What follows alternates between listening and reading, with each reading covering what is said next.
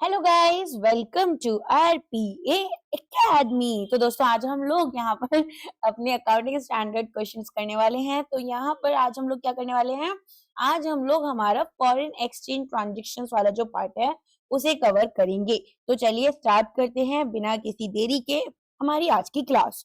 तो यहाँ पर जैसा कि आप लोगों को पता है, ये क्वेश्चंस आपको कैसे करने हैं, पहले कॉन्सेप्ट क्लास करनी होगी। जब आपकी कॉन्सेप्ट क्लास हो जाएगी उसके बाद में आप एमसीक्यू क्लास को ज्वाइन करोगे। ठीक है, तो चलो स्टार्ट करते हैं। सबसे पहला क्वेश्चन हमारा किसके बारे में है? तो सबसे पहला क्वेश्चन यहाँ पर हमारा इंड AS 21 में जो मॉनेटरी आइटम्स हमें डिफाइन किए गए हैं उससे रिलेटेड है। सो मॉनेटरी आइटम्स हमारे कैसे डिफाइन होते हैं? As units of currency held and assets and liabilities to be received or paid in a fixed or determinable number of units of currency। तो यहाँ पर पूछा है कि which of the following is a strictly non-monetary item?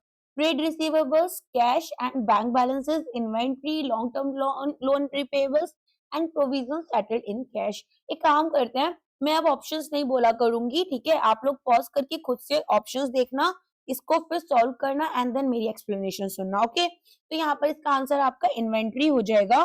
तो inventory यहाँ पर क्यों आंसर होगा? क्योंकि देखो यहाँ पर अगर हमें ये डिसाइड करना है कि कोई चीज मॉनेटरी है या फिर नहीं है, तो वो हम कैसे डिसाइड करेंगे? उसके लिए हम यहाँ पर एक लिटमस टेस्ट लगाते हैं। हम देखेंगे कि क्या एग्जैक्टली हमें ये पता है कि how many units of currency I am going to receive और I will be paying for this item regardless कि यहाँ पर हमारा मार्केट प्राइस क्या है। अगर मुझे यहाँ पर इसका आंसर पता है, यस है, तो ये मॉनेटरी आइटम है क्योंकि अमाउंट हमारी फिक्स्ड है।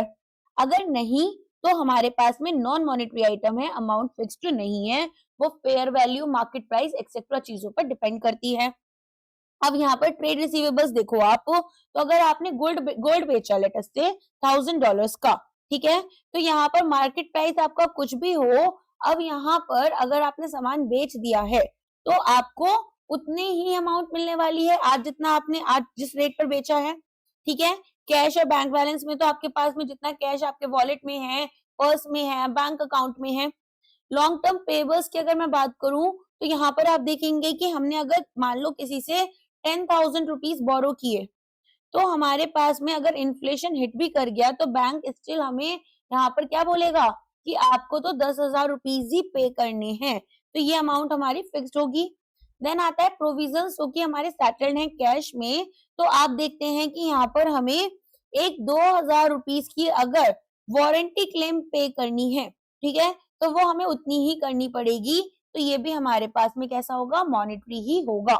लेकिन मान लो हमारे पास में लेटर से 100 यूनिट्स किसी एक सामान की हैं, अगर उसका प्राइस चेंज हो जाता है, ठीक है, अगर हम आज बेचें लेटर से यहाँ पर तो वो 80,000 रुपए का है, लेकिन मान लो कि इसका प्राइस चेंज हो गया, हमने आज नहीं बेचा था और हम इसको 2-3 दिन बाद बेचने गए। जब 2-3 दिन बाद बेचने गए तो इसका प्राइस 60,000 हो गया। तो अब आप खुद बताओ यहाँ पर क्या वैल्यू फिक्स्ड है? नहीं है, तो इसीलिए ये हमारे लिए एक नॉन मॉनेटरी आइटम बन जाएगा। ओके, समझ में आ गया किस तरीके से हमें यहाँ पर मॉनेटरी और नॉन मॉनेटरी आइटम्स को देखना होता है। ठीक है, ये हटा देती हूँ। यहाँ पर हमारे डेफिनेशन एंड क्लासिफिकेशन के अंदर हम इस पार्ट को पढ़ रहे हैं। तो मॉनेटरी में हमारे पास में क्या क्या आ जाता है? मॉनेटरी आइटम्स में हमारे पास आ जाता है कैश, फिर हमारे पास आ जाता है डेटर्स जिनको हमने उधार दिया है, और लोन्स। ठीक है, और नॉन मॉनेटरी में इन्वेंट्री आ जाती है, या फिर आपकी वो आ जाएगी प्रॉपर्टी प्लांट एंड इक्विपमेंट। तो यहाँ पर हम इसको हमारे करेंट रेट के हिसाब से रखते हैं, ये हमारे हिस्टोरिकल रेट के साथ में कन्वर्जन किया जाता है ईयर एंड में। Under Ind AS 21 the functional currency is, यहाँ पर आपको बताने की फंक्शनल करेंसी क्या होती है। तो हमारे पास में ना यहाँ पर दो तरह के ऑप्शंस होते हैं, एक होता है प्रेजेंटेशन करेंसी और एक होता है हमारे पास फंक्शनल करेंसी। प्रेजेंटेशन करेंसी क्या होती है? वो करेंसी जो कि हम यहाँ पर फ्रीली हमारे इन्वेस्टर्स को दिखा सकते हैं। ठीक है, हम यहाँ पर इनको फ्रीली शो कर रहे हैं। और फंक्शनल करेंसी यहाँ पर हमें एक फंक्शनल एयर की तरह होती है, जो कि कंपनी यहाँ पर बेसिकली ऐसा बोलते हैं कि functional currency is a functional air that the company is breathing. ये एक बहुत कॉमन सी लाइन बोली जाती है। क्यों बोली जा रही है? क्योंकि अगर एक कंपनी इंडिया में है, ठीक है, तो और रॉ मटेरियल उसने डॉलर्स में खरीदे और प्रोडक्ट्स उसने बेचे यहाँ पर डॉलर में और पैसा भी वो बोरो भी कर रही है डॉलर में, तो जो प्राइमरी इकोनॉमिक एनवायरनमेंट है वो उसका यहाँ पर यूएस इकोनॉमी है, तो इसीलिए इसकी जो फंक्शनल करेंसी होगी वो डॉलर हो जाएगी, even if it is registered in Mumbai. समझ में आ गया? तो यहाँ पर हमारे पास में ना बेसिकली एक हायरार्की होती है जिसके ऊपर हमें इसे डिसाइड करना होता है। तो इंड एएस में हमें ये हायरार्की देखी दी होती है जिसमें कि हमें कुछ प्राइमरी इंडिकेटर्स देखने होते हैं कि भाई प्राइमरी इंडिकेटर्स हमारे कैसे काम कर रहे हैं। तो आप यहाँ पर क्या देखेंगे कि करेंसी जो है वो यहाँ पर हमारे सेल्स प्राइस को इन्फ्लुएंस कर रही है, तो यह हमारे लिए क्या बन गया प्राइमरी इंडिकेटर। और दूसरा हमारे पास ऐसा भी हो सकता है कि जो कंट्री है यहाँ पर जिसकी रेगुलेशंस, ठीक है, डिटरमिन करेंगी यहाँ पर हमारे प्राइसेस क्या हैं।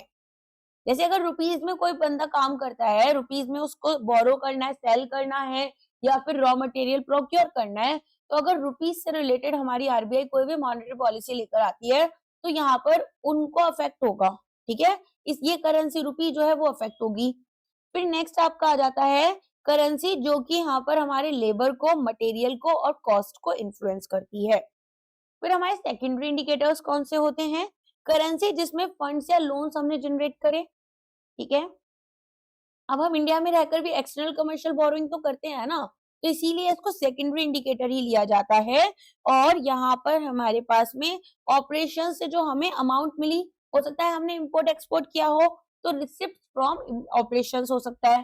तो सेल्स एंड कॉस्ट आपके प्राइमरी इंडिकेटर्स होते हैं और फाइनेंस इंडिकेटर्स आपके जो होते हैं वो आपके सेकेंडरी इंडिकेटर्स होते हैं। तो currency you record in your books, जो करेंसी आप यहाँ पर रिकॉर्ड कर रहे हो, record is the key term, वो आपकी फंक्शनल करेंसी है। और अगर यहाँ पर आप रिपोर्ट कर रहे हो शेयर होल्डर्स को जिस करेंसी में, वो आपके पास में यहाँ पर पेरेंट करेंसी, प्रेजेंटेशन करेंसी होगी। अब ऐसा क्यों है? क्योंकि हमारे पास में जो पेरेंट कंपनी है वो लेटर से यहाँ पर अगर रुपीज में रिपोर्ट करा हमने अपने इन्वेस्टर को, तो यहाँ पर मुंबई में रजिस्टर्ड कंपनी है, ठीक है, तो ये हमारे लिए क्या बन जाती है? प्रेजेंटेशन करेंसी बन जाती है। जैसे हमारे ना ये एक्चुअली किस पर रिकॉर्ड होते हैं, जो हमारी आईटी कंपनीज होती है ना, जैसे इन्फोसिस हो गई, टाटा हो गई, अब इनका क्या सीन है कि ये ना आपका ज्यादातर डॉलर्स में एज अ फंक्शनल करेंसी काम करते हैं। जब इनकी ब्रांचेस आप देखेंगे डॉलर्स में, बेसिकली यूएस में होती हैं, यूके में होती हैं, तो इसी वजह से यहाँ पर ये अर्न भी करेंगे और स्पेंड भी करेंगे डॉलर्स में। लेकिन ऑफ कोर्स इनके जो ऑफिस रजिस्टर्ड है वो तो इंडिया में है, तो ये सब चीजें ट्रांसलेट करते हैं। प्रेजेंटेशन करेंसी जो होती है, फाइनेंशियल बैलेंस शीट जो ये अपनी बनाते हैं, वो सारी फाइनेंशियल स्टेटमेंट्स इनकी इंडियन शेयर होल्डर्स के लिए यूजुअली रुपीज में होती हैं।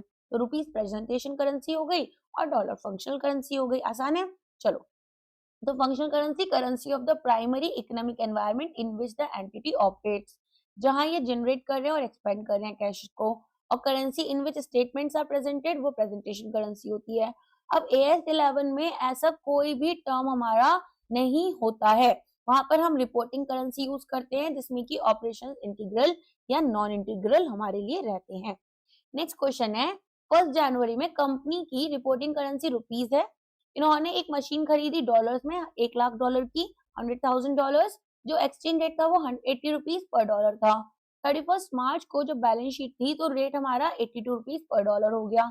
मशीन हमने कैरी करी कॉस्ट पर, हिस्टोरिकल जिस पे खरीदते हैं वही रखते हैं। तो what is the value of machine V and exchange gain और loss to be recognised on the 31 March, ये आपको बताना है। तो यहाँ पर हमें कैसे सॉल्व करना होगा इसका एक बार सोल्यूशन देखो। सबसे पहले तो हमारे पास में आइटम क्या है? एक मशीनरी है। और अभी थोड़ी देर पहले मैंने बताया कि जो पीपीई है या इन्वेंट्री है वो एक नॉन मॉनेटरी आइटम होता है, मानते हो? तो ये हमारे लिए क्योंकि एक फिजिकल एसेट है, इसमें हमें एक रूल अप्लाई करना होगा। अब वो रूल कैसे लगेगा? अब हमें इंड एस 21 यहाँ पर अप्लाई करना है रूल। तो उसके अकॉर्डिंग देखो, ऐसा नहीं है कि इंड एस से बहुत क्वेश्चंस आते हैं, बट एज आई प्रॉमिस कि मैं आपको एएस और इंड एस दोनों कवर कर दूंगी, तो इसीलिए मैं कर रही हूँ, वरना 2 से 3 क्वेश्चन ही आते हैं। बट ऑफ कोर्स हमें टाइम है, हम सारा प्रिपरेशन कर जाएंगे। कभी बहुत बार क्या होता है, एग्जामिनर का मूड चेंज हो जाता है, ठीक है, तो यहाँ पर अच्छे से करते हैं इसको। इतना समझ में आ गया अभी आपको? अब यहाँ पर देखना, तो हम यहाँ पर क्या देखते हैं, हम देखेंगे कि भाई जो नॉन मॉनेटरी आइटम्स हैं उनको तो हमें हिस्टोरिकल कॉस्ट पर लेकर आना जाता है, ठीक है, और उनको हम यहाँ पर रीस्टेट नहीं करते हैं हमारी बैलेंस शीट डेट में, तो वो फ्रोजन रहेंगे, ठीक है। जो भी एक्सचेंज रेट था वो आपका वही रहेगा। क्यों? क्योंकि मशीन जो है यहाँ पर ऐसा तो है नहीं कि बड़ी हो गई है या बेटर हो गई है, क्योंकि करेंसी फ्लक्चुएट कर रही है, तो इसीलिए यहाँ पर हम इसको क्योंकि यूज कर रहे हैं तो हम इसको ट्रेड करेंसीज के अकॉर्डिंग नहीं लेकर जाएंगे। तो 1 में initial recognition spot rate 80 rupees per किया गया, तो 31 मार्च में बैलेंस शीट वैल्यूएशन जो होगी वो भी आपकी 80 रुपीज के अकॉर्डिंग होगी। तो $100,000 रुपीज का था ना ये आपका, तो ये आपकी कितने की हो जाएगी, एक सेकेंड, हाँ $100,000 का था, तो ये आपके लिए 8 लाख का हो जाएगा, राइट, सिंपल 80 लाख रुपीज का हो जाएगा। और ये आपके लिए यहाँ पर 80 लाख पर ही आप इसको रिकॉर्ड करोगे, तो ना कोई प्रॉफिट होना है और ना ही कोई लॉस होना है, ठीक है। तो यहाँ पर आप क्या कर सकते थे, आप मेजरली क्या किया होगा आपने, 82 रुपीज पर इसको किया होगा, लेकिन ये ऐसा हम कब करते हैं, अगर कोई मॉनेटरी आइटम होता, समझ में आ गया। अच्छा, जो मशीन है क्योंकि वो आपकी 80 रुपीज पर है, और अगर ऐसा हुआ कि आपने वेंडर को या जिससे मशीन खरीदी थी उसको पेमेंट नहीं की, मतलब यहाँ पर आपने ऑन क्रेडिट खरीदी इसको, तो फिर हमारे लिए ये क्या बन गया, एक मॉनेटरी आइटम बन गया, और तब ऐसी सिचुएशन में हमें इसको 82 रुपीज पर लिखना पड़ जाएगा, ठीक है। तो हम एक लॉस यहाँ पर बुक करते हैं, अगेन 82 का था ये, तो 82 लाख रुपीज का बैठता, और 80 लाख का हमें ये वैसे रहता, तो 2 लाख का लॉस हो जाता। तो इन केस यहाँ पर अगर हमने ये उधार पर खरीदा होता, ऑन क्रेडिट खरीदा होता, तो बात अलग होती। यहाँ पर ऐसा कुछ नहीं दे रखा है, तो हम इसको क्या करेंगे, अपनी बैलेंस शीट में कॉस्ट पर ही रिकॉर्ड करेंगे। I hope that is clear to you. चलो नेक्स्ट आ जाते हैं। ऑन 1 फरवरी कंपनी ने सेल किया गुड्स को $10,000 के लिए ऑन क्रेडिट, और ऑन 31 मार्च, थोड़ा सा ना मुझे यहाँ पर मैथ्स इक्वेशन यूज करने में दिक्कत होता है, लेटेक्स वगैरह को टाइम ले जाता है, तो उसके लिए प्लीज थोड़ा सा ना एडजस्ट कर लेना अगर कहीं पे कुछ गड़बड़ दिखता है। ऑन 1 फरवरी कम, अच्छा कभी कभी क्या होता है, मैं जब आपको समझा रही हूँ, जैसे एक क्लास में क्या हुआ कि मैंने आपको समझाया था, तो वहां पर 6 लाख रुपीस का था क्वेश्चन में, और मैंने आपको 5 लाख के हिसाब से समझा दिया था, कॉन्सेप्ट वही लग रहे थे, अमाउंट प्लस माइनस हो गया। देखो उतना मेमोरी पावर भी नहीं है मेरी की एक एक नंबर याद कर कर तब समझाओ, मेरा फोकस समझाने पर, कॉन्सेप्ट पर ज्यादा होता है, तो कभी कभी ऐसी छोटी मोटी कोई एरर हो जाए तो थोड़ा संभल जाया करो, आंसर तो सही होता है, सोल्यूशन सही होता है, वो बस समझाने के टाइम पर ऐसा हो जाता है, ठीक है। चलो, 1 फरवरी कंपनी वाई जो है उन्होंने सेल किए हैं गुड्स को $10,000 के लिए ऑन क्रेडिट। 31 मार्च को कस्टमर ने यहाँ पर इसको पे नहीं किया है, और जो रेट है वो 83 रुपीज पर डॉलर है। How is it this treated in the financial statement. So तो अब यहाँ पर हमारे पास में क्या है, ट्रेड रिसीवेबल्स वाला कॉन्सेप्ट आ गया, राइट। तो अगर हम यहाँ पर देखेंगे तो कैसे रिवैल्यूएशन करनी है हमें, ट्रेड रिसीवेबल है तो मॉनेटरी आइटम हुआ सबसे पहले, तो सिंपल सी बात है। अब क्योंकि यहाँ पर एक फिक्स्ड अमाउंट ऑफ करेंसी हमारी यहाँ पर जनरेट हो रही है, तो हम इसको क्या करेंगे, हम इसको रीस्टेट करेंगे, और जब हम रीस्टेट कर रहे हैं तो हमें कौन सा रेट लेना पड़ेगा, क्लोजिंग रेट लेना पड़ेगा हमारी बैलेंस शीट में, और जो भी हमारा यहाँ पर गेन या लॉस हो रहा है वो हमें इमीडिएटली हमारे प्रॉफिट एंड लॉस अकाउंट में रिकॉर्ड करना होगा। तो अब कैलकुलेशन कैसे होगी, 1 फैब दे रखा था, 31 मार्च दे रखा था, 1 फैब में हम क्या करते हैं, यहाँ पर इनिशियल रिकॉग्निशन करते हैं, जब हमने सेल किया तो यहाँ पर 81 रुपीज का रेट था। अब इनिशियल रिकॉग्निशन पर 81 का था रेट, तो हमारे पास में 10,000 थे डॉलर्स का, एक सेकेंड रुको, हाँ $10,000 थे, तो हम इसको क्या लिखेंगे, 10,000 इंटू 81, राइट। अगर बात करें हम 31 मार्च में, तो अब इसे रीइंस्टेटमेंट करनी पड़ेगी, तो यहाँ पर क्लोजिंग वैल्यू लेकर चलेंगे। जब क्लोजिंग वैल्यू लेंगे तो रेट हमारा 83 था ना, हाँ 83 है, तो अब यहाँ पर आप क्या करोगे, 83 रेट है तो 10 के इंटू 83 करोगे, ये आपका 8,30,000 हो जाएगा, राइट। तो यहाँ पर एक्सचेंज गेन जो होगा वो हमारा कितना हो रहा है, वो हमारे पास यहाँ पर 20,000 का डिफरेंस आएगा, ठीक है। तो 20,000 हमें ज्यादा अमाउंट मिलेगी, मिलनी केवल 81,000 चाहिए थी, लेकिन क्योंकि रेट बढ़ गया तो 83,000 मिलेगी। तो यहाँ पर हम अभी सेलर हैं और हमें यहाँ पर 8.1 लाख मिलना था, जो कि हमारी डॉलर क्योंकि स्ट्रांग हो गई है, तो हम सॉरी डॉलर यहाँ पर आपकी जो है कि ऑफ कोर्स महंगी हो गई है, स्ट्रांग हो गई है, तो हमें भी फायदा हो रहा है। हमें 8.3 लाख रुपीस मिलेंगे। तो वो जो एक्स्ट्रा 20,000 है वो एक फाइनेंशियल गेन हो गए। समझ में आ गया? चलो नेक्स्ट यहाँ पर अच्छा इसमें एक चीज और है, ये जो FCTR वाला पार्ट है कि यहाँ पर फॉरेन करेंसी ट्रांसलेशन रिजर्व, तो ये एक स्पेशल रिजर्व होता है जिसको हम केवल तब यूज करते हैं जब हम पूरी की पूरी फाइनेंशियल स्टेटमेंट जो है फॉरेन सब्सिडरी की, जैसे यूएस ब्रांच है हमारी बैंक की कोई, तो उसको हम पेरेंट्स करेंसी में लेकर चल रहे हैं। ये हमारे day to day individual transaction जैसे कि गुड्स को बेचना है उसमें यूज नहीं होता। नेक्स्ट आ जाते हैं, तो ये आप देखेंगे ट्रेड रिसीवेबल एक मॉनेटरी आइटम होता है और हमारे पास में यहाँ पर इसको हमें रीस्टार्ट करना होता है क्लोजिंग रेट पर। Company Z has a long term foreign currency loan taken for purchasing a depreciable asset.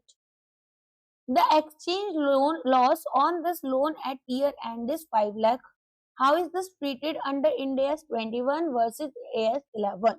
बहुत टिपिकल लेवल के न्यूमेरिकल नहीं है बट ऑफ कोर्स बहुत इंपॉर्टेंट लेवल के हैं, तो उसको अच्छे से समझते हुए चलना। अब यहाँ पर तो आपको सिंपल से कॉन्सेप्ट्स लगाने हैं, ठीक है? तो आपका ना यहाँ पर इंड AS 21 में और आपका AS 11 में एक डिफरेंस आ जाता है। वो डिफरेंस क्या है वो हम समझेंगे। तो यहाँ पर इसी को ना ग्रेड डिवाइड बोलते हैं कि हमारा जो ओल्ड स्टैंडर्ड्स थे और जो हमारे न्यू स्टैंडर्ड्स आए हैं उनमें क्या डिफरेंसेस हैं। तो देखो यहाँ पर सबसे पहले अगर मैं बात करूं इंड AS की, तो हमने इंड AS क्यों लेकर आए थे, ताकि जो इंटरनेशनल स्टैंडर्ड्स हैं उनके साथ में हम मीट कर पाए, ठीक है? तो यहाँ पर सेपरेशन किया गया। लोन जो है इनके अकॉर्डिंग एक फाइनेंशियल डिसीजन होता है, तो जो एसेट है वो एक ऑपरेटिंग डिसीजन होता है, ठीक है? लोन क्या है, फाइनेंशियल डिसीजन है, और कोई एसेट ले रहे हो तो वो ऑपरेशंस के लिए जरूरी है, ऑपरेटिंग डिसीजन हो गया। अब करेंसी फ्लक्चुएशंस जो होती हैं वो हमारे लिए फाइनेंशियल गेन या लॉस बनती हैं, जबकि अकाउंटिंग स्टैंडर्ड 11 जो है ये स्मूथनिंग की बात करता है। अब ये स्मूथनिंग की कैसे बात करता है, ये बोलता है कि जो कंपनीज हैं वो मैसिव प्रॉफिट एंड लॉस यहाँ पर अपना सफर नहीं करेंगी वोलेटिलिटी को, क्योंकि यहाँ पर जस्ट बिकॉज आपका जो रुपया है वो गिर गया, ठीक है?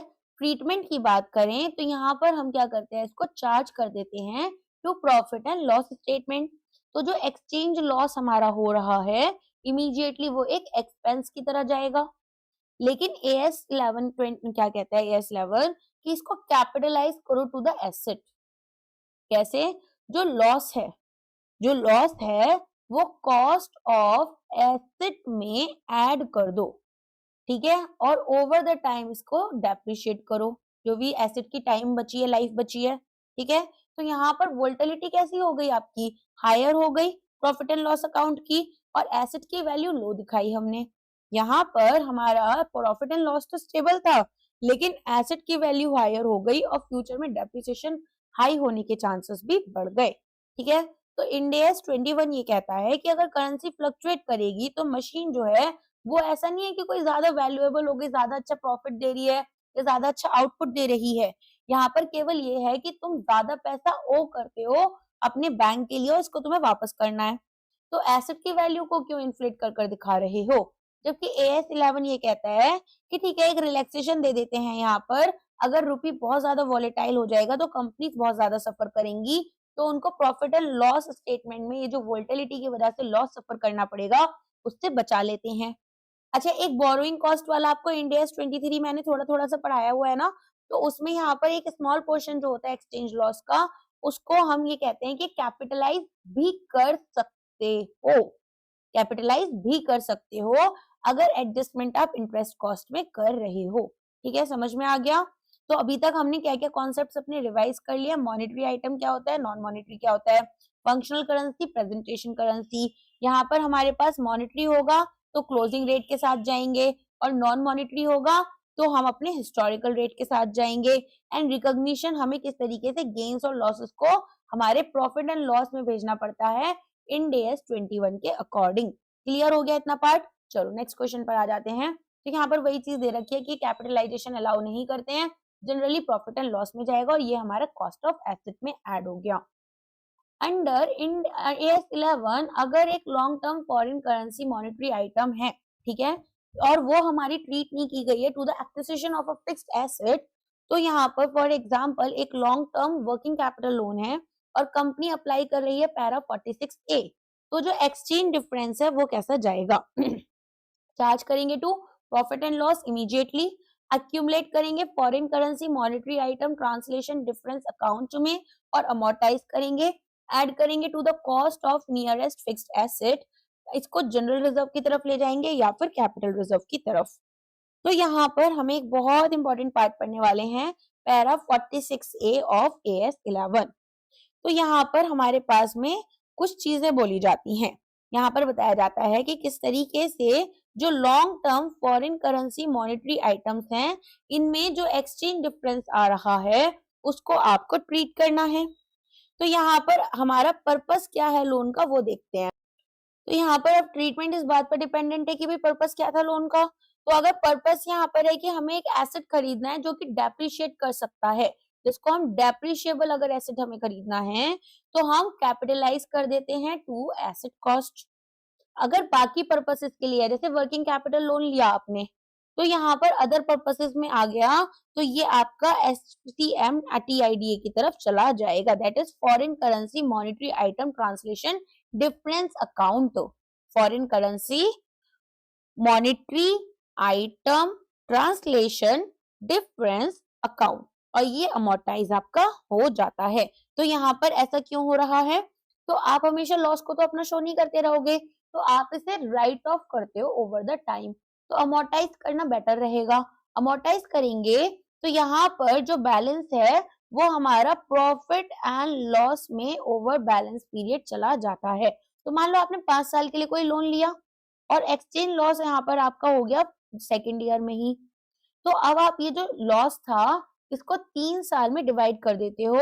ऐसा नहीं है कि पूरे एक ही साल के अंदर पूरा दिखा रहे हो, ठीक है, तो आप इसको जो रिमेनिंग 3 साल हैं उसमें अपना डिवाइड कर कर दिखा देते हो। आ गया समझ में। चलो नेक्स्ट क्वेश्चन पर आते हैं। A company enters into a forward contract to buy $10,000 in 3 months to hedge a payable. Spot rate ये है, फॉरवर्ड रेट ये है, प्रीमियम यहाँ पर आपका 2 रुपए का जो है वो हमें ट्रीट कैसे करना चाहिए AS11 में, ये हमसे पूछा गया है। तो अब हमारे पास में देखो, जब हमने फॉरवर्ड रेट को लॉक कर रखा है, राइट, हमने फॉरवर्ड रेट को लॉक कर रखा है और ये हायर है स्पॉट रेट से। स्पॉट रेट हमारा कुछ और था, फॉरवर्ड रेट हमारा कुछ और है, तो वो जो एक्स्ट्रा 2 रुपीज है ना, वो यहाँ पर वो कॉस्ट है जो कि आपको यहाँ पर सर्टेनिटी के लिए मिल रही है, ठीक है, कि आपको आगे जाकर और कोई खास लॉस ना हो अगर बहुत ज्यादा रेट्स बढ़ जाते हैं या कुछ हो जाता है। तो इसीलिए अकाउंटिंग स्टैंडर्ड जो होते हैं इसको पूरे के पूरे कॉन्ट्रैक्ट के ड्यूरेशन में लेकर चलते हैं। तो टोटल प्रीमियम हमारा 2 रुपीज का था और $10,000 हमारा यहाँ पर टोटल अमाउंट था, ठीक है, तो प्रीमियम हमारा 20,000 रुपीज का हो गया। अब मंथली एक्सपेंस हम क्या करेंगे, यहाँ पर जो 20 के हैं इसको 3 महीने से डिवाइड कर देंगे, तो ये 6,666 समथिंग आपका आ जाएगा। तो इसको हम चार्ज करेंगे हमारे प्रॉफिट एंड लॉस अकाउंट में। समझ में आ गया किस तरीके से यहाँ पर हमें जाना होगा। तो कंपनी जब फॉरवर्ड कॉन्ट्रैक्ट में, फॉरवर्ड कॉन्ट्रैक्ट में क्यों आ रही है, मैंने फॉरवर्ड पढ़ाया था फाइनेंस में, तो बताया था कि आगे जाकर कोई चेंजेस हो जाएं और हमें यहाँ पर लॉस ना बेयर करना पड़े, इसी के लिए हम इस कॉन्ट्रैक्ट में आते हैं। तो वो जो 2 रुपीज थे उसको हम यहाँ पर अपने हैजिंग पर्पज से, हैजिंग किसके थ्रू करते थे, डेरिवेटिव, और डेरिवेटिव में फॉरवर्ड कॉन्ट्रैक्ट यूज कर रहे हैं। तो यहाँ पर अगर हम हैजिंग के लिए कर रहे होते हैं तो इसको हम ओवर द टाइम इसको डिस्ट्रीब्यूट कर देते हैं, ठीक है। अच्छा, स्पेक्यूलेशन का क्वेश्चन होता तो क्या करते आप, देखो अगर हमारे पास प्रीमियम या डिस्काउंट कुछ भी होता है तो हैजिंग में तो मैंने बता दिया अमोर्टाइजेशन करना है over the life of that asset, हम इसको डिस्ट्रीब्यूट कर देते हैं कॉन्ट्रैक्ट, सॉरी। स्पेक्यूलेशन में इसको इंसेप्शन के टाइम इग्नोर कर दिया जाता है क्योंकि हम प्रॉफिट कमाना चाहते हैं शॉर्ट टर्म में। स्पेक्यूलेशन का तो वही मतलब हो गया। अब यहाँ पर अगर हम वैल्यूएशन की बात करें तो इसे तो हमें रीस्टेट करना पड़ेगा, जो भी हमारा अंडरलाइंग एसेट था या लाइबिलिटी थी उसके क्लोजिंग स्पॉट रेट पर। यहाँ पर हम फॉरवर्ड कॉन्ट्रैक्ट जो है उसको मार्केट वैल्यू पर ही क्या करेंगे, मार्क कर देंगे। ठीक है, तो हम इसमें देखेंगे कि लॉक्ड रेट क्या था, करेंट फॉरवर्ड रेट क्या था, और प्रॉफिट एंड लॉस इंपैक्ट क्या होगा। तो यहाँ पर तो अमोर्टाइजेशन कर दिया, यहाँ पर वॉलेटाइल हो जाएगा क्योंकि फेयर वैल्यू हमारी चेंज हो रही है। आगे समझ में। तो फॉरवर्ड कॉन्ट्रैक्ट में हमें मार्क टू मार्केट कब जाना है, जब हमारे पास में स्पेक्यूलेशन है, और हमें अमोर्टाइजेशन कब करना है, जब हमारे पास में यहाँ पर हेजिंग है। ठीक है, बस इतना 2 लाइन का याद रख लेना कि आपको क्या करना है। आपको यहाँ पर अगर मार्क टू मार्केट है, इसको हम प्यार से एमटीएम भी बोलते हैं, तो वो होगा स्पेक्यूलेशन के लिए, अदरवाइज हेजिंग में जाएगा। तो कॉन्ट्रैक्ट्स को अगर हेज करना है तो प्रीमियम अकाउंट यहाँ पर डिफरेंस जो होगा वो अमोर्टाइज होता है over the life of the contract. ठीक है, तो यहाँ पर इस तरीके से आप जाते हो। Next question, if a forward exchange contract is entered into for trading or speculation purposes, how is it valued at the balance sheet date under AS 11? तो बताओ यहाँ पर क्या होगा। ये थोड़ा लेटेक्स कोड में आ गया है मैथ्स की जगह ना, जिन लोग को पता है उनके लिए, उसके लिए आई एम सॉरी। चलो, यहाँ पर फॉरवर्ड एक्सचेंज कॉन्ट्रैक्ट है, एंटर कर रहे हैं हम इनटू फॉर ट्रेडिंग और स्पेकुलेशन पर्पसेस। अब इसको पूछ रहे हैं कि किस तरीके से वैल्यूएशन करना है बैलेंस शीट डेट में अंडर AS 11। तो बताओ कैसे करोगे। यहाँ पर अभी मैंने बताया था स्पेकुलेशन पर्पस से हम एमटीएम के साथ में जाते हैं, जो वैल्यू हमारे करंट फॉरवर्ड रेट की है और जो रिमेनिंग मैच्योरिटी है, एंड रिकॉग्नाइज करेंगे गेन और लॉसेस को। ठीक है, तो जब हम किसी भी कॉन्ट्रैक्ट में स्पेकुलेशन के लिए एंटर करते हैं तो हम यहाँ पर डायरेक्शन फॉर करेंसी देखते हैं कि क्या चल रही है ना। हमें किसी एसेट को प्रोटेक्ट नहीं करना, हम तो क्या चाहते हैं कि जितना भी यहाँ पर हम जैसा चाहते हैं वो डायरेक्शन हो, ताकि हम प्रॉफिट जनरेट कर पाए। तो AS 11 हमको बोलता है कि आपको इस वैल्यू को बैट करना होगा। ठीक है, किस पर, करंट मार्केट वैल्यू के ऊपर। तो हम प्रीमियम या डिस्काउंट को तो इग्नोर कर देते हैं, वैल्यूएशन हमारे लॉक इन रेट के हिसाब से जाती है यहाँ पर, या फिर हमारे करंट फॉरवर्ड रेट के साथ, जो भी हम इसको कंपेयर कर डिसाइड करेंगे। और जो लॉस है या फिर जो गेन है वो हमारे प्रॉफिट एंड लॉस अकाउंट में शो करते हैं। Under AS 11, a non-integral foreign operation is similar to the net investment in foreign operation concept in AS 21. How are the assets and liabilities of a NIFO translated at the balance sheet date? ये आपको answer करना है। तो यहाँ पर अब आप बताओगे कि किस तरीके से जो हमारे पास नॉन इंटीग्रल फॉरेन ऑपरेशंस हैं वो हमारे पास में ट्रीट किए जाते हैं, ट्रांसलेट किए जाते हैं बैलेंस शीट डेट में। देखो, यहाँ पर आपको थोड़ा सा समझना होगा कि किस तरीके से हमारे पास में AS 11 काम करता है और किस तरीके से हमारे पास में इन AS 21 काम करता है। तो देखो, सबसे पहले AS 11 में क्या बोलते हैं, यहाँ बोलते हैं कि जो सब्सिडरी है, सब्सिडरी आपकी सेमी इंडिपेंडेंट है। ठीक है, तो सेमी इंडिपेंडेंट का मतलब क्या है कि जो पेरेंट है वो एक्सपोज्ड है टू द नेट एसेट्स, लेकिन इंडिविजुअल ट्रांजेक्शंस के लिए नहीं है। ठीक है, लेकिन इंड AS 21 ऐसा नहीं बोलता। ये क्या बोलते हैं, ये बोलते हैं कि जो सब्सिडरी है वो एक डिफरेंट इकोनॉमिक एनवायरनमेंट में आपका काम कर रही है और पेरेंट जो है वो एक नेट इन्वेस्टमेंट इसमें होल्ड कर रहे हैं, किसमें, सब्सिडरी में। तो अब हमारे पास जो ट्रांसलेशन रूल होता है वो AS 11 में क्या रहेगा, क्लोजिंग रेट रहता है। ठीक है, और इनकम एक्सपेंस हमारे एवरेज रेट के साथ जाते हैं। समझ में आ गया। तो आप देखेंगे कि हमारे पास में जो एक्सचेंज डिफरेंस होता है AS 21 में FCTR में जाता है, जबकि अगर हम बात करें इंड AS 21 में तो वो हमारा अदर CI इनकम जो रहता है उसके अंडर जाता है। तो एक्यूमुलेट करेंगे हम उसको FCTR में। समझ में आया। तो यहाँ पर आप क्या देख रहे हैं, यहाँ पर आप देख रहे हैं कि जो बैलेंस शीट डेट होती है उसमें कन्वर्जन में हमें एक टॉप डाउन अप्रोच फॉलो करनी है। टॉप डाउन अप्रोच कैसे, जितने भी एसेट्स हैं चाहे वो मॉनिटरी हो चाहे वो नॉन मॉनिटरी हो, ट्रांसलेशन रेट उनका क्लोजिंग रेट होता है। जितनी भी लाइबिलिटीज हैं अगेन क्लोजिंग रेट होता है। इनकम और एक्सपेंसेस अगर हैं तो एक्चुअल स्पॉट रेट हमारा या फिर एक weighted average rate for the period होगा। और कंटिजेंट लाइबिलिटीज में हमारे पास एक क्लोजिंग रेट होता है। तो हमें क्या क्या चीजें याद रखनी है कि किस तरीके से जो नॉन मॉनिटरी आइटम्स हैं उनको हमें ट्रीट करना होता है। तो अगर कोई इंटीग्रल ऑपरेशन है तो हम हिस्टोरिकल रेट यूज करते हैं, अगर नॉन इंटीग्रल ऑपरेशन है तो हम एक क्लोजिंग रेट यूज करते हैं।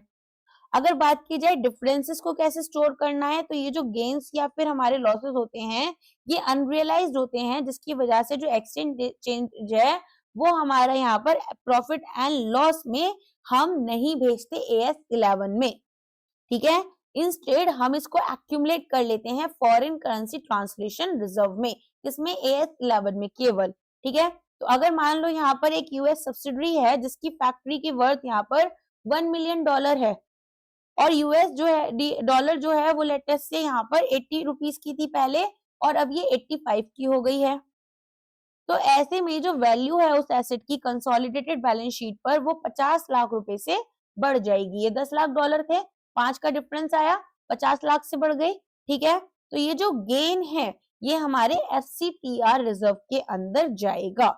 आगे समझ में किस तरीके से इन क्वेश्चंस को सॉल्व करना है। तो यहाँ पर अब आप देख सकते हैं कि एक नॉन इंटीग्रल फॉरेन ऑपरेशन में जब हम ट्रांसलेट करते हैं टू प्रेजेंटेशन करेंसी, उस टाइम में एसेट्स और लाइबिलिटीज जो हैं वो हमारे क्लोजिंग रेट पर जाते हैं, इनकम एक्सपेंस हमारे एवरेज रेट पर जाते हैं, या जो एक्चुअल स्पॉट रेट था और डिफरेंस हमारा फॉरेन करेंसी ट्रांसलेशन रिजर्व के अंदर जाता है, ठीक है। क्लियर हो गया। चलो नेक्स्ट जाते हैं।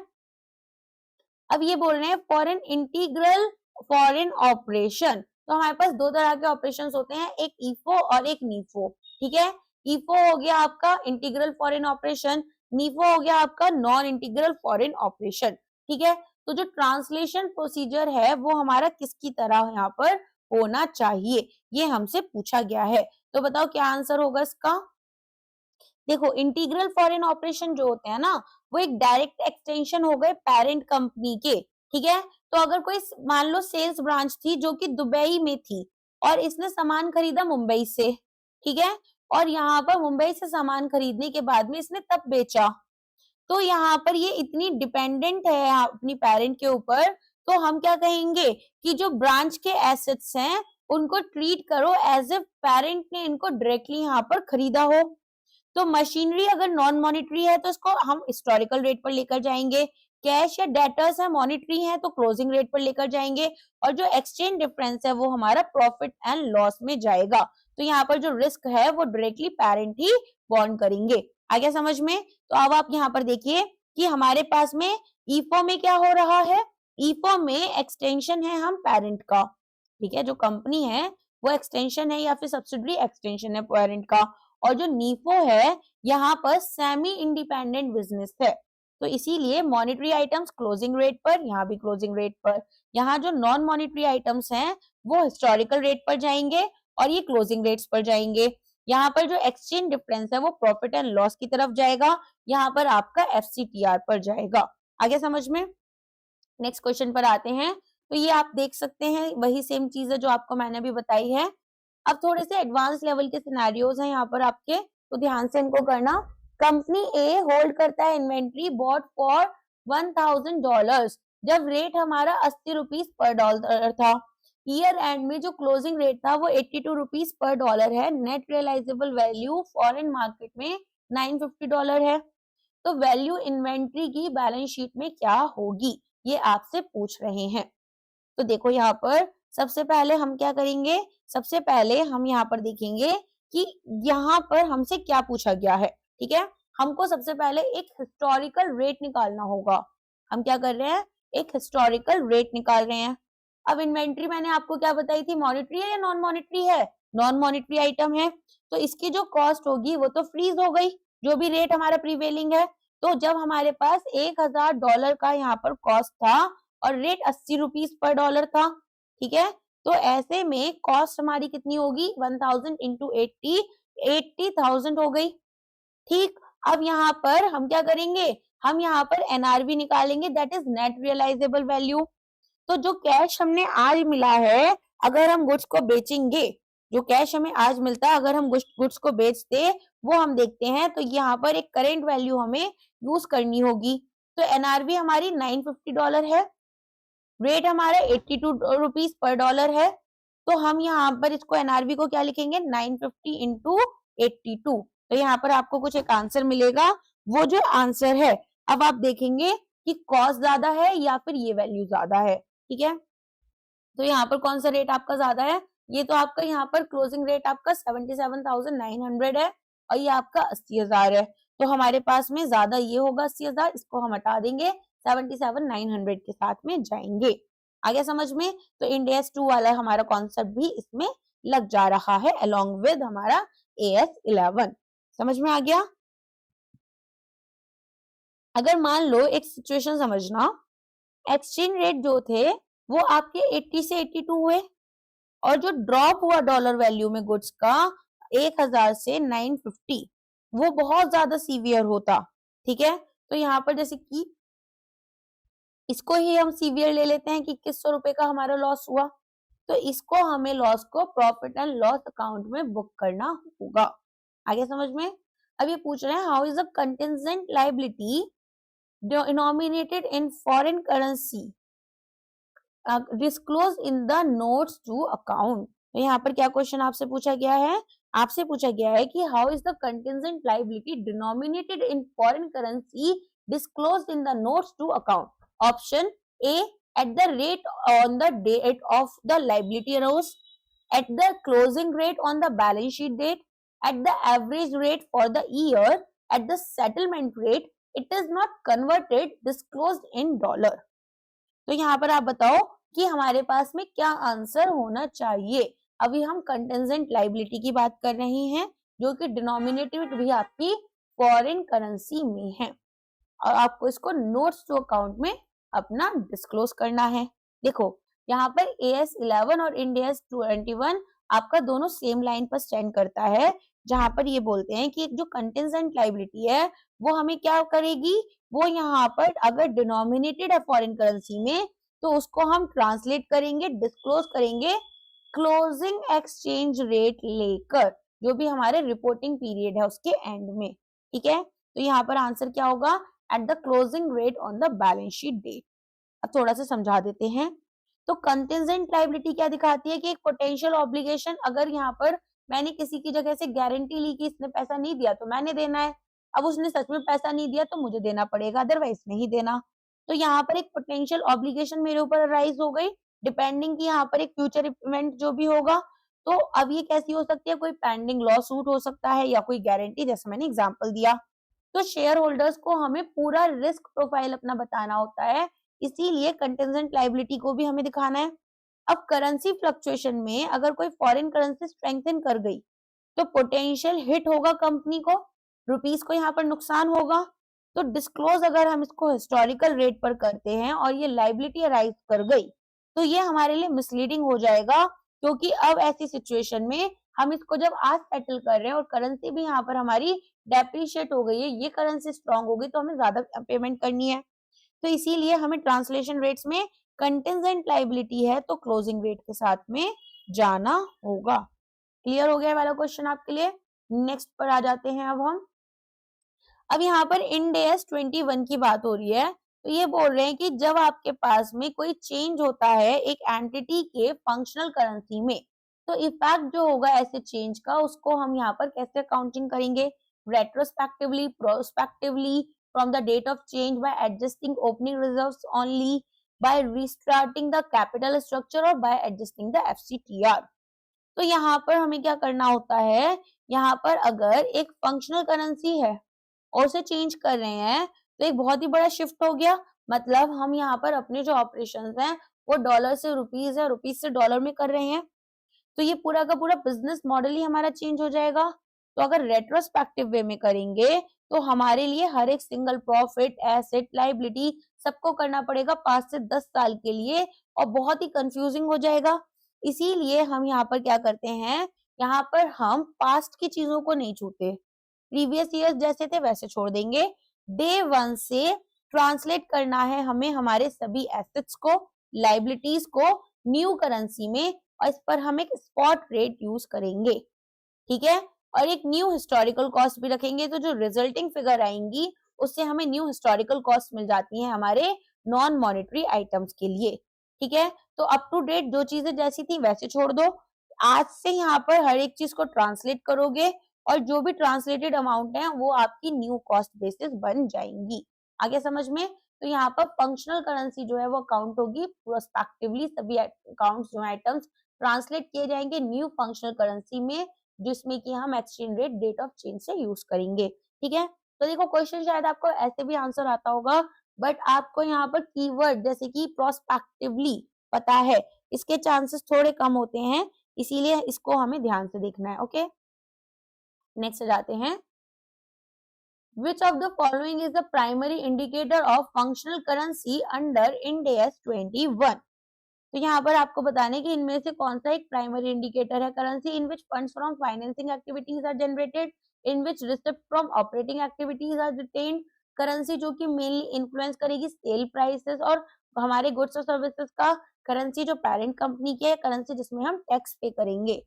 तो मैंने आपको फंक्शनल करेंसी का एग्जांपल दिया था जब मैंने आपको इन्फोसिस, टाटा इनका एग्जांपल देकर बताया था कि हो सकता है इंडिया में रजिस्टर्ड ऑफिस है लेकिन यूएस की ब्रांच है, यूएस में अपनी सर्विसेज सेल कर रही है और यूएस में अपनी इनकम भी दे रही है लोगों को जो उनके यहाँ काम करते हैं। तो यहाँ पर करेंसी जिसमें कि हमारे ऑपरेशंस जो हैं, ठीक है, वो यहाँ पर हमारे सेल प्राइसेस जो हैं वो हमारे इन्फ्लुएंस हो रहे हैं। आगे समझ में? तो यहाँ पर हमें देखना है कि किस तरीके से हमारे पास कौन सा इंडिकेटर काम करेगा। तो प्राइमरी इंडिकेटर मैंने बताए थे फंडामेंटल ऑपरेशन से रिलेटेड होते हैं, सेल्स एंड कॉस्ट। तो यहाँ पर हमें सेल्स प्राइस देखना होता है, मार्केट फोर्सेस और कॉस्ट देखनी होती है। सेकेंडरी में हम फाइनेंसिंग और रिटेंशन का काम देखते हैं। ठीक है, तो अगर इन्होंने सेकेंडरी इंडिकेटर पूछा होता तो ये हमारा करेक्ट हो जाता और ये भी हमारा करेक्ट हो जाता। नेक्स्ट आ जाते हैं अब हम, dividends received from a foreign subsidiary are recognised in the parent's book at. जैसे कि यहाँ पर हमारे पास अगर डिविडेंड आते हैं तो उनको हमें कौन से यहाँ पर रेट पर लेकर जाना है, closing rate, average rate, spot rate, जब हमें ये रिसीव हुए या डिक्लेयर किए गए बोर्ड ऑफ डायरेक्टर्स की तरफ से, हिस्टोरिकल रेट, या फिर rate on the date of AGM जब हमारी एनुअल जनरल मीटिंग हुई। तो इसका आंसर क्या होगा, स्पॉट रेट हो जाएगा।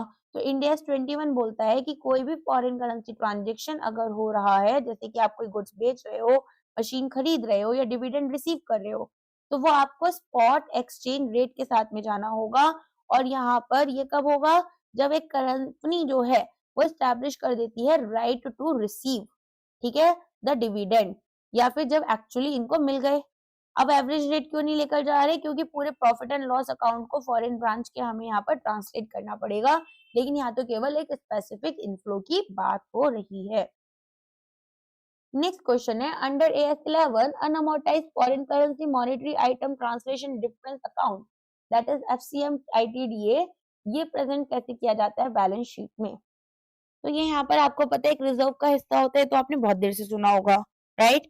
तो जब कंपनी यहाँ पर अपने एक्सचेंज लॉस को प्रॉफिट एंड लॉस की जगह क्या कर रहे हैं, FCM ITDA में पार्क कर देते हैं, तो वो जो लॉस है वो हमारे बैलेंस शीट में हमें दिखाना है। तो एक डेफर्ड लॉस की तरह हमें उसे दिखाना है या एक डेफर्ड गेन की तरह। तो क्योंकि एक फ्यूचर हिट हमें प्रॉफिट में शो कर रहा है, तो ये एक रिटेन अर्निंग की तरह भी, हमारे जो रिटेन अर्निंग है उस पर भी एक हिट की तरह शो कर रहा है। तो इसको हम रिजर्व्स एंड सरप्लस में लेकर जाते हैं। तो अगर एक लॉस है तो नेगेटिव फिगर दिखा देंगे और अगर गेन है तो पॉजिटिव फिगर दिखा देंगे। समझ में आ गया?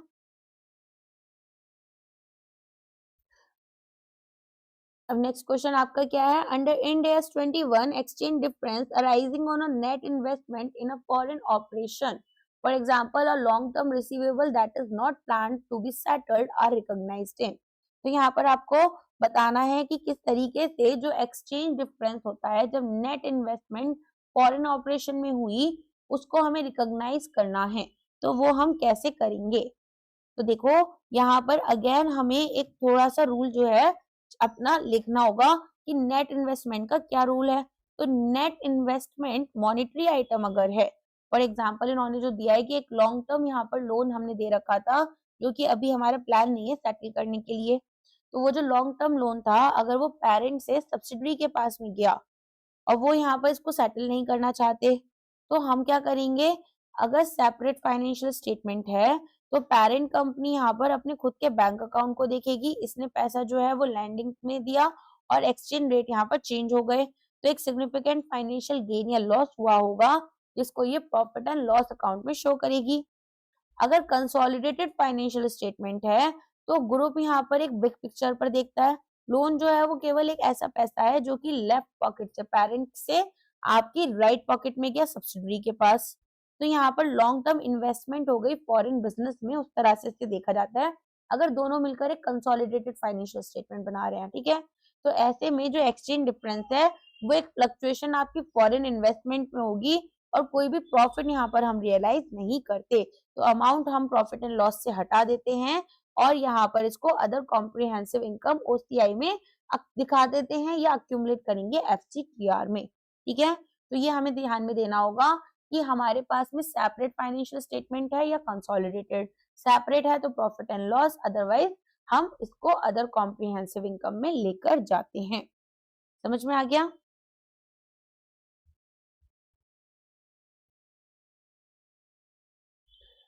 नेक्स्ट न्यूमेरिकल टाइप का क्वेश्चन है, ज्यादा डिफिकल्ट न्यूमेरिकल ऑफ कोर्स नहीं आते हैं, तो उसी लेवल का है ये। यहाँ पर ये बोल रहे हैं कि आपके पास में स्पॉट रेट दे रखा है, आपको फॉरवर्ड रेट दे रखा है। अब आपको एक कंपनी फॉरवर्ड कॉन्ट्रैक्ट खरीद रही है $100,000 के लिए for speculative purpose. Speculative purpose, hedging purpose आपको याद है, हैजिंग जिसमें हम खुद को लॉस से प्रोटेक्ट करते हैं, स्पेक्युलेटिव जब हमें शॉर्ट टर्म में प्रॉफिट बनाना है। तो यहाँ पर एट दी मंथ एंड जो 2 मंथ का फॉरवर्ड रेट था वो ये था। प्रॉफिट एंड लॉस हम क्या बुक करेंगे, किस तरह से करेंगे? तो मैंने बताया था स्पेक्युलेशन में हम एमटीएम के साथ जाते हैं, तो यहाँ पर हम अमोर्टाइज नहीं करते हैं लॉक्ड रेट को। तो यहाँ पर हमारे पास में जो कॉन्ट्रैक्ट है उसके अकॉर्डिंग हमें 81.50 के साथ जाना है। तो डॉलर्स अगर हम यहाँ पर सेम मैच्योरिटी में मार्केट रेट पर खरीदते तो वो 82 होता। तो हम यहाँ पर क्या करते हैं, होल्ड कर रहे हैं कॉन्ट्रैक्ट जो कि हमें 81.50 के साथ जाने दे रहा है। तो एक फेवरेबल पोजीशन है, मेरे 50 पैसे बच जा रहे हैं पर डॉलर। तो यहाँ पर वो जो 50 पैसे बच गए $100,000 के रुपीस के ऊपर, ये हमारे पास कितने हो गए, 50,000 रुपीस हो गए। तो ये हमारे पास प्रॉफिट की तरह हम दिखाएंगे, 50,000 रुपीस का प्रॉफिट हम शो कर रहे हैं। Under Ind AS 21, which of the following item requires restatement at the closing rate? Restatement हमें अगर क्लोजिंग रेट पर करनी है तो वो हम किस तरीके से करेंगे, यहाँ पर ये आपसे पूछ रहे हैं। देखो, जब कोई पेरेंट कंपनी है, एक सेकेंड, जब हमारे पास कोई पेरेंट कंपनी है और पेरेंट कंपनी ने अक्वायर करी एक फॉरेन सब्सिडरी, तो फॉरेन सब्सिडरी अक्वायर करने से ना हमारी एक गुडविल क्रिएट हो जाती है।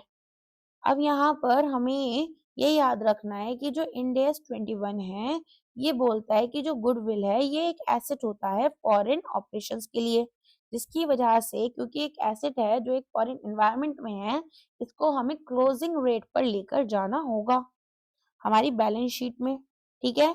और यहाँ पर जो सब्सिडरी की मशीन या कैश थी उस पर भी हम सिमिलर वे में कर रहे थे। तो इससे क्या होगा, जो वैल्यू है गुड्स की, गुडविल की सॉरी, वो हमारी कंसोलिडेटेड बैलेंस शीट में हर साल चेंज हो जाती है क्योंकि करेंसी फ्लक्चुएशन हो रही है और जो डिफरेंस होगा उसको हम एफसीटीआर ओसीआई के अंदर लेकर जाएंगे। आगे समझ में? तो यहाँ पर कौन सा आइटम है जिसमें कि हमें रीस्टेटमेंट करनी है, गुडविल्स arising from the acquisition of foreign operation. अच्छा, डेप्रिसिएशन और कॉस्ट के लिए क्या होगा, इनको हम लेकर जाएंगे हमारे एवरेज रेट पर। शेयर कैपिटल के साथ क्या करोगे आप, इसको आप लेकर जाओगे हिस्टोरिकल रेट पर। समझ में आ गया? Goodwill arising on the acquisition of a foreign operation is treated as an asset of the foreign operation. It is translated at the closing rate along with other assets.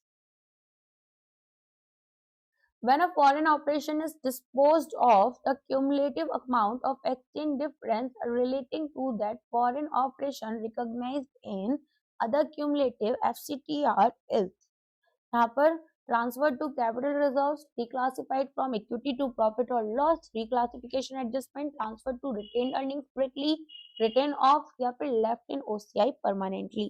तो अब आपको बताना है कि यहाँ पर हमें क्या करना होगा, हमें करनी है रिसाइकलिंग। हम क्या कर रहे हैं, हम कर रहे हैं रिसाइकलिंग। तो यहाँ पर क्या होगा, जो अनरियलाइज्ड है वो हमारे पास में रियलाइज्ड हो गया, राइट। यहाँ पर क्या हुआ है, जो हमारे पास में फॉरेन ऑपरेशन था, डिस्पोज ऑफ हुआ, क्यूमुलेटिव अमाउंट जो थी वो उसके बारे में हमसे पूछ रहे हैं। तो जो करेंसी फ्लक्चुएशंस थी वो अनरियलाइज्ड गेन्स थी या लॉसेस हो रहे थे। यहाँ पर अनरियलाइज्ड गेन और लॉसेस कुछ भी बोल लो, अगर डॉलर ऊपर जाएगी तो यहाँ पर हमारे पास में अभी तक क्योंकि कैश प्रॉफिट नहीं बना है, तो ऐसे फ्लक्चुएशंस को हमें प्रॉफिट यहाँ पर क्या करना होगा, डिस्टॉर्शंस ना दिखाएं ये हमारे नेट प्रॉफिट में, इसीलिए बचा कर रखना होगा, प्रिवेंट करना होगा। तो हम क्या करते हैं, हम इनको एक सेपरेट स्टोरेज में रख लेते हैं जिसको हम FCTR कहते हैं।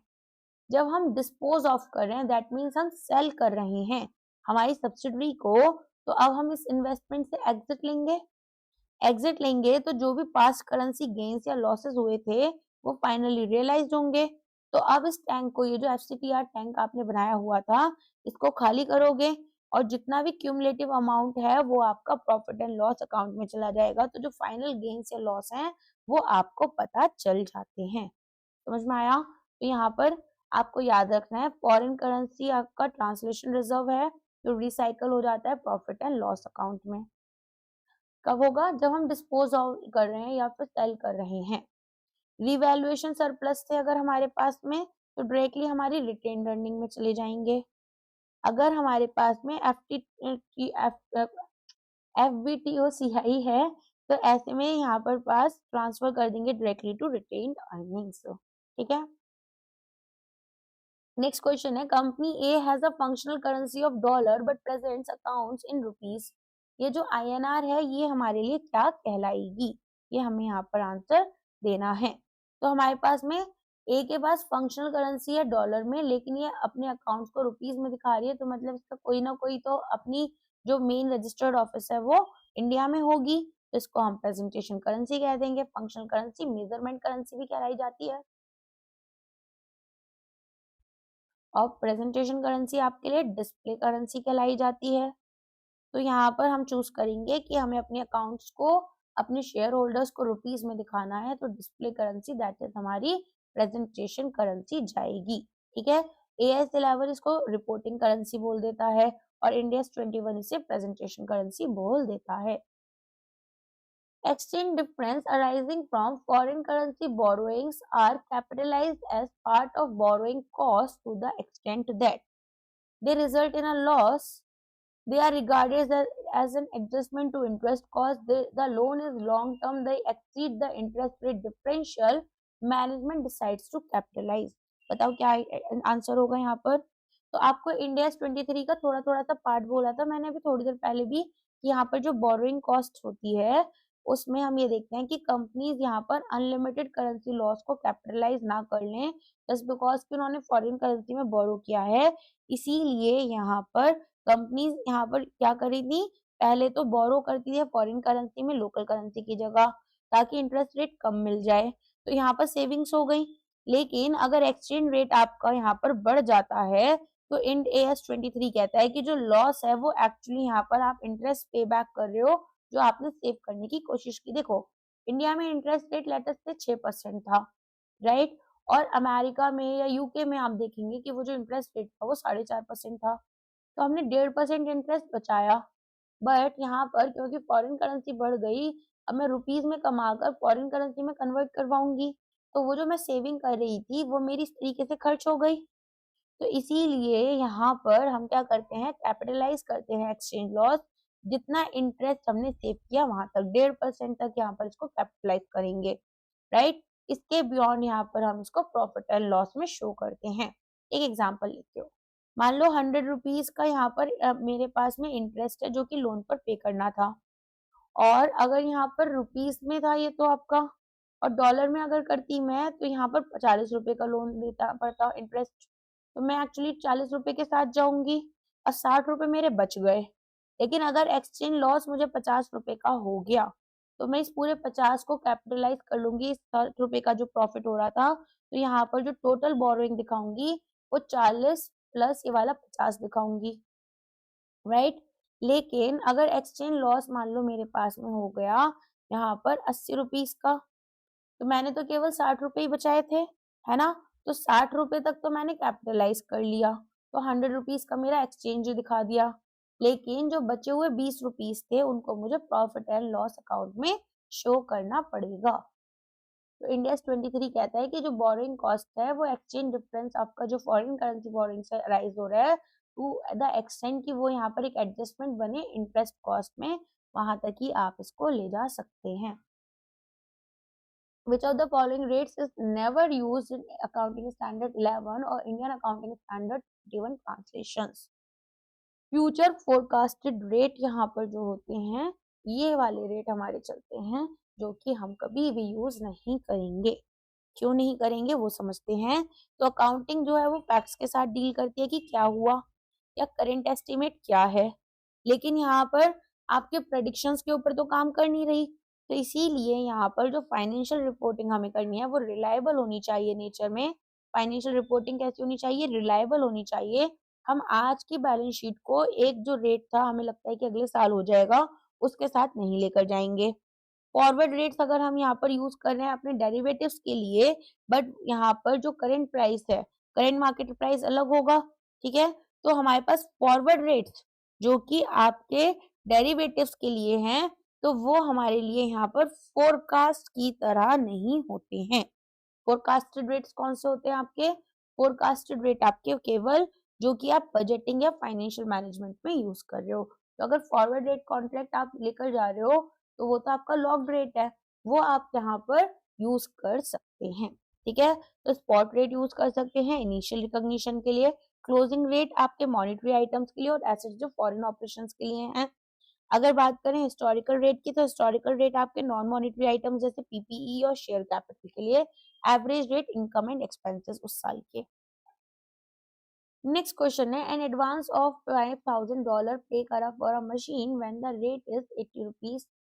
बैलेंस शीट डेट में जो रेट था वो 85 रुपीज था।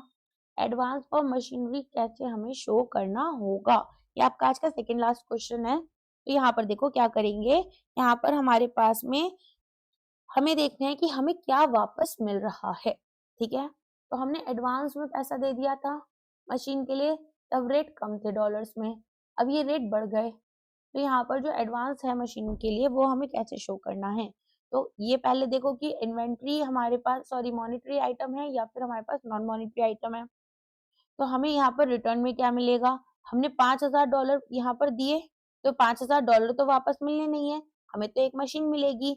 तो क्योंकि हमारे पास एक राइट टू रिसीव आ गई है फिजिकल एसेट के लिए जो कि एक non physical non monetary item होगा, मशीनरी आपकी है पीपीई में आएगी, तो एडवांस खुद से एक नॉन मॉनेटरी आइटम है। तो अगर नॉन मॉनेटरी आइटम होता है तो उसको हमें हिस्टोरिकल रेट पर लेकर जाना होता है, और हिस्टोरिकल रेट पर लेकर जाना है तो यहाँ पर हम इनको रीस्टेट नहीं करेंगे बैलेंस शीट डेट पर। जो क्लोजिंग रेट आपका 85 रुपीज का है वो हमारे लिए इररेलेवेंट हो जाएगा। तो कैलकुलेशन कैसे करोगे आप इसमें, 5,000 का यहाँ पर आपका मशीन था, इस 80 रुपए का आपका यहाँ पर रेट था, तो बैलेंस शीट वैल्यू आपकी 4 लाख रुपीज हो जाएगी, ठीक है। तो रिफंडेबल ट्रैप अगर हम देखें, अगर क्वेश्चन में स्टेट किया गया है कि भाई जो एडवांस था वो रिफंडेबल था कैश में, तो यहाँ पर मान लो कोई सिक्योरिटी डिपॉजिट हमने किया था कि अगर डील हमारी नहीं चलेगी तो रिफंड हो जाएगा, तो वो हमारे लिए एक मॉनेटरी आइटम बन जाता और फिर हम उसको 85 पर दिखाते, तब हमारी वैल्यू 4,25,000 हो जाती, सीधी सी बात है, राइट। तो यहाँ पर लेकिन तब हमें 25,000 का गेन भी दिखाना होता, अब ऐसा कुछ नहीं हुआ तो हम इसको यहाँ पर 4 लाख में ही दिखाएंगे। एक कंपनी चेंज करती है अपने डेप्रिसिएशन मेथड को फॉर अ फॉरेन एसेट, ये चेंज हमारा कैसे कंसीडर किया जाएगा। तो यहाँ पर आप देखेंगे कि इंडिया 16 में जो डेप्रिसिएशन मेथड होते हैं जैसे कि स्ट्रेट लाइन मेथड और आपका रिटन डाउन वैल्यू मेथड, ये पैटर्न बताते हैं कि किस तरीके से जो एसेट के फ्यूचर इकोनॉमिक बेनिफिट्स हैं वो हम कंज्यूम कर रहे हैं। तो अब यहाँ पर क्योंकि जो पैटर्न ऑफ कंजम्पशन है वो जजमेंट और न्यू इन्फॉर्मेशन के ऊपर है कि भाई मशीन जो है हो सकता है जल्दी खराब हो रही हो जितना हमने एक्सपेक्ट किया था, तो हमारे चेंज इन एस्टिमेट हो जाते हैं। और ओल्ड व्यू में हम हिस्ट्री के साथ जाते हैं कि भाई यहाँ पर हमें अकाउंटिंग पॉलिसी में चेंज करना है जो कि अब यहाँ पर ट्रू नहीं रहा। तो अगर डेप्रिसिएशन मेथड आपका चेंज हो रहा है तो वो चेंज इन अकाउंटिंग एस्टिमेट कहलाएगा। समझ में आ गया।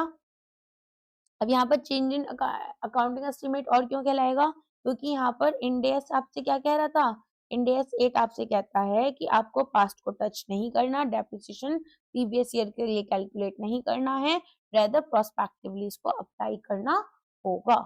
समझ में आ गया। चलिए अब हम यहाँ पर आपके आज के साथ के सारे क्वेश्चन कंप्लीट कर लेते हैं और आई होप लेक्चर आपको पसंद आ गया होगा।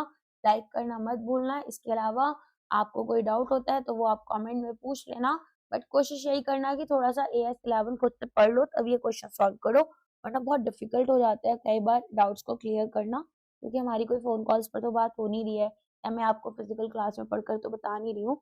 बट ठीक है, अगर कोई डाउट आता है तो वो आप पूछ सकते हैं। इसके अलावा कमेंट कर कर बताना लेक्चर कैसा लगा। कभी-कभी कमेंट कर दिया करो, मुझे अच्छा लगता है। बट ऑफ कोर्स यहाँ पर बहुत सारे स्टूडेंट्स ऐसे लिखते हैं कि मतलब ठीक है, बस just a thank you will work, okay. और कुछ नहीं बोल रही मैं। चलिए, thank you so much, bye bye.